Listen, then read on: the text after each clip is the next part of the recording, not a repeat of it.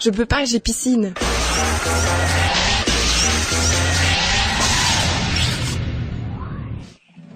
Dis-moi, qui tu lis? Dis-moi, qui tu lis? Dis-moi, qui tu lis? Bonjour Bernard. Bonjour Eric, bonjour à tout le monde.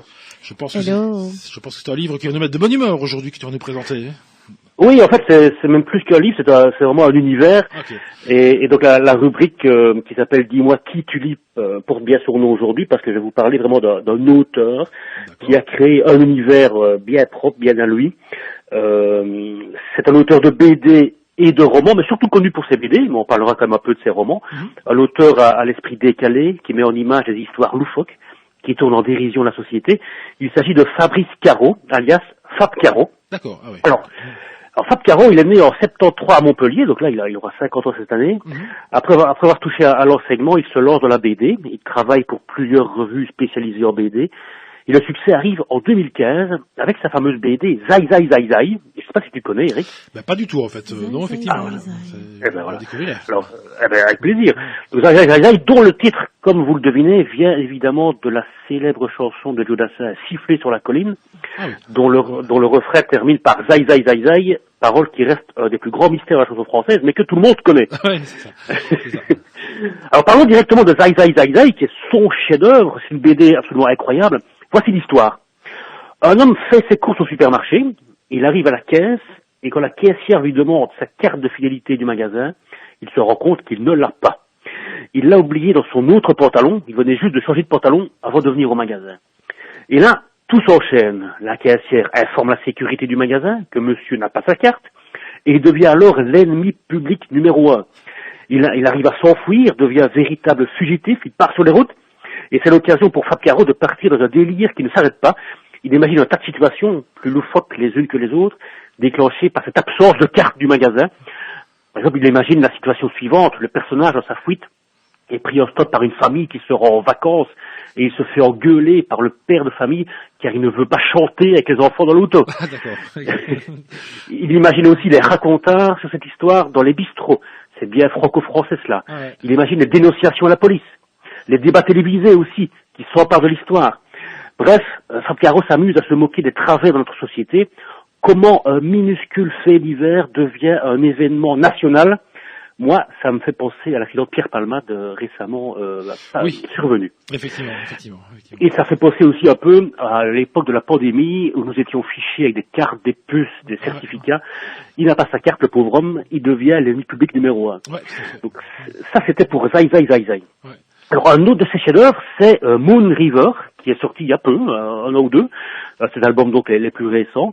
Alors dans Moon River, Fab Caro pastiche les films des années 50 et il imagine que pendant le tournage d'un film, tiens-toi bien Eric, pendant le tournage d'un film, un matin, l'actrice principale se réveille avec un sexe masculin dessiné sur sa joue. Oui, exactement. Et l'enquête commence. Qui a dessiné cela sur la joue de l'actrice? Et de nouveau, ça part dans la loufoquerie. Fab Caro s'amuse avec tous les clichés possibles du cinéma, du roman feuilleton, des médias. C'est absolument irrésistible. Alors si vous allez sur mon profil Facebook, vous verrez des photos que j'ai placées ce matin, et notamment toute une sélection d'ouvrages de Fab Caro qu'on met en vente à la traversée BD pour l'instant. Donc il y a Zai Zai Zai Zai, il y a Moon River, mais il y en a plusieurs autres, et notamment La Clôture, En attendant et bien d'autres. Je vous conseille vraiment cet univers de BD qui est formidable. Mais Fab Caro, comme je le disais au début, ce n'est pas que de la BD.